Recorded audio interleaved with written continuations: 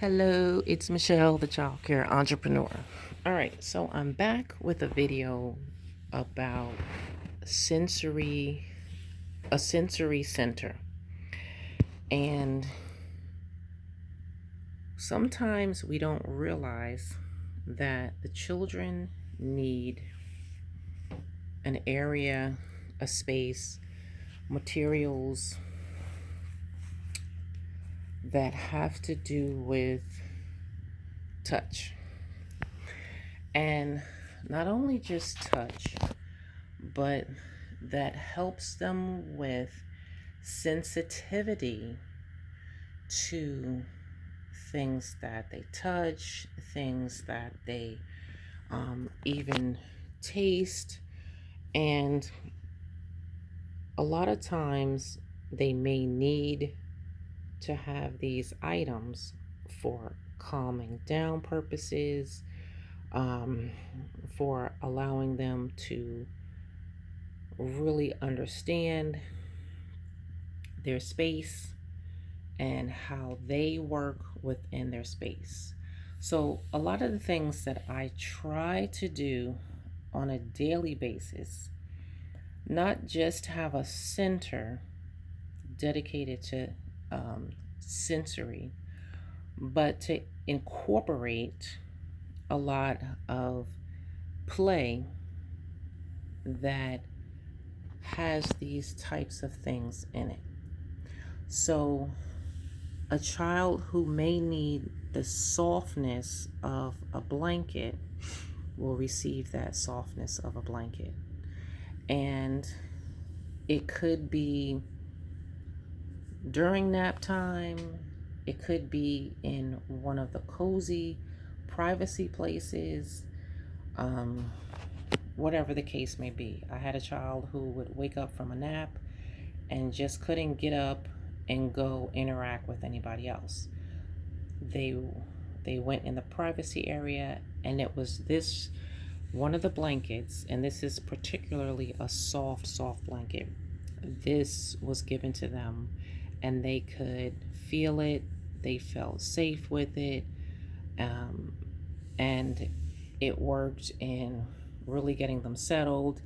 It was also it also helped in transitioning. And so a lot of these things will help the children transition to the next part of their day. And we have to be very sensitive to that, um, particularly if we want to show the children that we understand what they need and we are going to give them these things so that they can function throughout their day.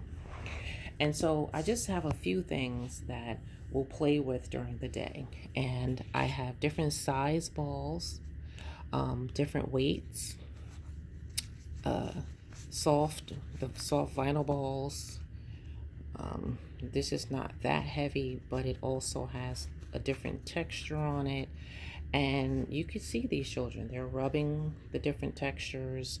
The soft balls, I have one really soft that has a cute little animal to it. This ball, let's see, yep, it lights up. So I have one like this that the children really enjoy. And then I have ones that have, like, I guess to be kind of like prickly. And then I have another one which is a little bit smaller and a little more prickly. And then I have like a little smaller basketball. And then I also have tennis balls, which, are soft. And they have kind of a soft yet rough feel to them. And then I also use my Montessori Materials, and these are the tactile letters and numbers, and they have these the rough parts in them where the letter is formed. This is lowercase, and then I have also the uppercase letters as well. And then I also have the numbers, which also have the rough, and I have I have a child who would play with these constantly, but it was a calm down time for them. I knew when they came in the morning after breakfast that this was something that they needed in order to start the day. Because there was the transition from home to here, and it was just a great comfort knowing that they could use these things to help them to transition from different activities. And then I also have, which I found were very, very helpful, I found these felt books. And the felt books helped a lot of the children. And these are soft and to really have time to feel something that was solved that they could also match. So this is nice. The felt is nice. Yep. And I did the matching here. I also have books like this. When you kind of ruffle them a little bit, they make that kind of paper noise as well. I have even softer books for the children. I have books where the soft little stuffed animal thing is sticking out, and so they can actually feel. I have books where there's mirrors in there, the different textures. So I just wanted to show how this area is very, very important.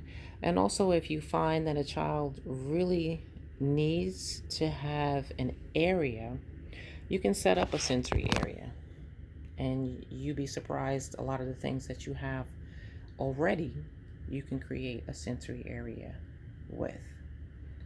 You can even use, when you're doing your art, you can use cotton balls. When you are playing outside, you can have a lot of those different balls outside. A lot of the balls I use too, we have a numbered, I forget what you call it. You throw it in the little space there. You can also use bean bags, and that's another good sensory item. So I just wanted to give a little short video on your sensory center, or using these items throughout your day to help the children with transitions, with being comfortable, with something to really, really hold on to, even as they're sleeping. All right, so take a look at some of the other videos on the different centers, and I'll talk to you soon.